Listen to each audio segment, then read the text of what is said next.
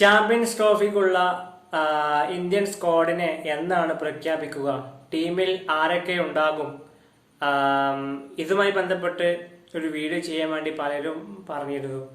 അപ്പോൾ ടീം പ്രഖ്യാപനം ഉണ്ടാവുക ഈ ഒരു ലേറ്റസ്റ്റ് ആയിട്ട് കിട്ടുന്ന വിവരം അനുസരിച്ച് ഫെബ്രുവരി 19-നായിരിക്കും ടീം പ്രഖ്യാപനം ഉണ്ടാവുക എന്നുള്ളതാണ് അറിയാൻ സാധിച്ചത്.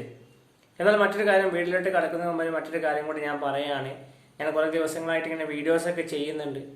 അപ്പോൾ എന്നെക്കുറിച്ച് എന്താണ് അഭിപ്രായം, എന്തായാലും ഈ വീഡിയോക്ക് താങ്കൾ എന്തായാലും കമൻ്റായിട്ട് രേഖപ്പെടുത്തണം. എനിവേ, നമ്മൾ എന്തായാലും കാര്യത്തിലേക്ക് കടക്കാം.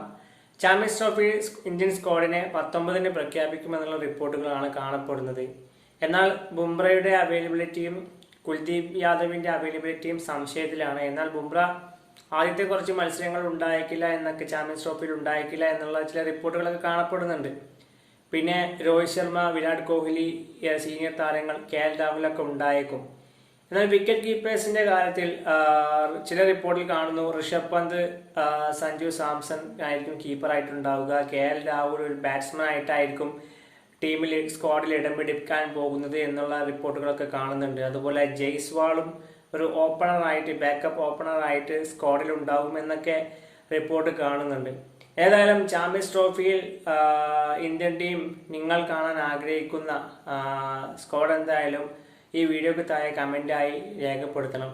പിന്നെ മറ്റൊരു കാര്യം എന്ന് വെച്ചാൽ സഞ്ജു സാംസൺ ചാമ്പ്യൻസ് ട്രോഫിയിൽ ഉണ്ടാകുമോ എന്നുള്ള കാര്യത്തിൽ ചില ടൈംസിന്റെ റിപ്പോർട്ടിലൊക്കെ കാണുന്നുണ്ട്. ഒരു കാര്യം എന്ന് വെച്ച് കഴിഞ്ഞാൽ KL രാഹുലും ഋഷഭ് പന്ത് കീപ്പർ എന്നൊക്കെ കാണുന്നുണ്ട്. എന്നാൽ സ്പോർട്സ് സ്ക്രീൻ റിപ്പോർട്ടിൽ കാണുന്നു സഞ്ജു സാംസൺ ഋഷഭ് പന്തും കീപ്പർ ആകുമ്പോൾ KL രാഹുലിന്റെ ബാറ്റ്സ്മാൻ ആയിട്ട് മാത്രമായിരിക്കും ഉൾപ്പെടുത്തുക എന്നുള്ള റിപ്പോർട്ട് കാണുന്നുണ്ട്. ഏതായാലും ടീം വരുമ്പോൾ ഇതിന്റെ ഒരു വ്യക്തമായിട്ടുള്ള ധാരണ നമുക്ക് കാണാൻ സാധിക്കുന്നതായിരിക്കും. ഏതായാലും മറ്റൊരു വീഡിയോയുമായി കാണുന്നത് വരേക്കും ബൈ.